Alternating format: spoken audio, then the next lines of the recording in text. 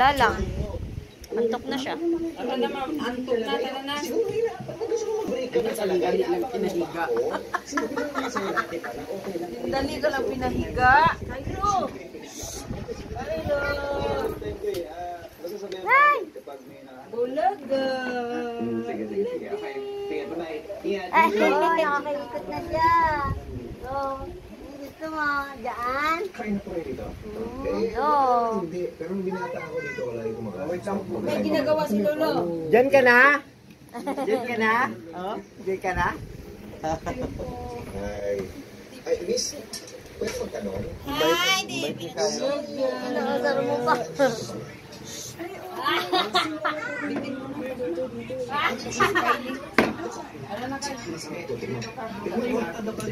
Pwede tampo lang yan eh.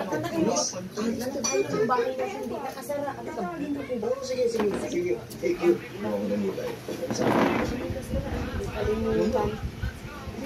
Si Cairo na lang iwan.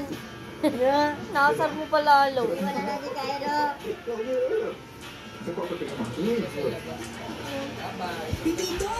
Ano nag-ios? Wala. Cairo.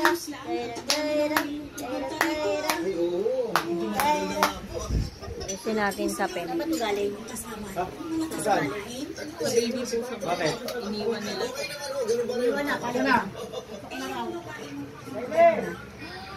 Kasi siya wala pang asawa ko. Naalala ko dati, nagbebenta kami dito. Nakakatuwa naman. Yung nakakapagluto pa kayo. Buti nga na, nakilala niyo. Wala yung antok ah. Tandaan kita. Dito pa rin kasi Sa tampo lang yan. Oh, yun, baby. Sir, di ba gusto niyo po ng bahay sa Medianoche? Baka po pwede pong kailing pa niyan tayo magpaluto. Oh, ang cute mo ng baby. Gusto ko ipatigin sa pamilya ko yung upo niyo. Pati gusto mo ka mag-catering. Kaya na nga sana ang gusto namin negosyo na Smile! May kulangot ata siya. kaso hindi namin masimulan. Eh, sa ilong may sample. Kulang pa kasi ang pera na itatabi namin para pambili Bili ng natin. gamit. Hindi ko pa makuha. Hindi mo makuha yung... Hindi, nandito lang oh. Bandang ganito. Makuha mo rin. Ikaw nga! I know. Ayun ba yun?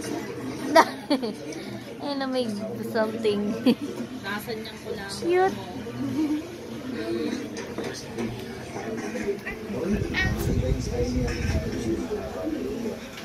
May bago may ukulang.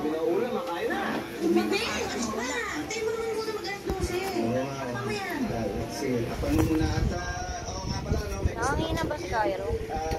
dahil pinagluto niya tayo ng Medianoche. Ano? Pasalamatan May keling natin naman sa eh. Libanyan.